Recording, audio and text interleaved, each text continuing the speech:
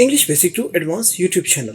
नाज़रीन, आज हम इनडेफिनेट टेंस को समझेंगे। इनडेफिनेट टेंस में प्रेजेंट इनडेफिनेट, इसका फॉर्मूला बहुत ही आसान है। इसमें सबसे पहले सब्जेक्ट इस्तेमाल होता है और फिर वर्ब अपनी पहली फॉर्म के साथ और फिर ऑब्जेक्ट। ये तो है फॉर्मूला। अब फॉर्मूले में जैसा कि आपको पता ही है, सब्जेक्ट कहते हैं नाउन या प्रोनाउन को, यानी किसी शख्स, चीज, जगह का नाम या उन नामों के अलावा जब आप ही, शी, इट यानी प्रोनाउंस को इस्तेमाल करते हैं तो ये हो जाता है सब्जेक्ट। और जुमले में सब्जेक्ट होता है काम करने वाला और वर्ब है काम करने वाले अल्फाज की इंग्लिश, यानी खाना पीना सोना जागना वगैरह। और ऑब्जेक्ट है जिस चीज पर काम किया जाए। जैसे हम मिसाल देते हैं कि वो स्कूल जाता है, तो स्कूल यहाँ पर ऑब्जेक्ट होगा, ही होगा सब्जेक्ट, जाता है वर्ब होगा goes, he goes to school. अब हम इसको समझते हैं कुछ मिसालों के साथ। ये देखिए चंद मिसालें हैं। अली खत लिखता है। देखिए इसकी शनाख्त ये है कि प्रेजेंट इंडेफिनिट टेंस में जब हम उर्दू या हिंदी में बात करेंगे तो ये ता है आएगा जुमले के आखिर में। अली खत लिखता है तो ये है अली, देखिए सब्जेक्ट। वर्ब है राइट, लिखना। लेकिन जब ही, शी, इट आ जाए तो एस या एस का इजाफा किया जाता है वर्ब के साथ। तो अली राइट्स अ लेटर,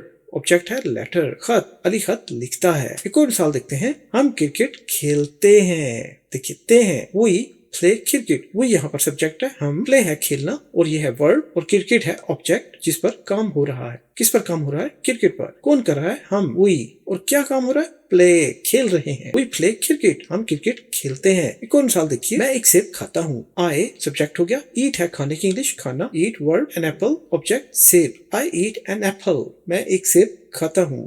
उम्मीद है आपको प्रेजेंट इंडेफिनिट टेंस अच्छे तरीके से समझ में आ गया होगा। मजीद नॉलेज के लिए यूट्यूब शॉर्ट्स और हमारे English basic to advance YouTube channel पर विजिट जरूर कीजिए। बहुत अच्छे और बहुत आसान लेसन्स मौजूद हैं जिसमें आप आसानी से इंग्लिश को सीख सकते हैं। अपना बहुत ख्याल रखिएगा। अल्लाह हाफिज।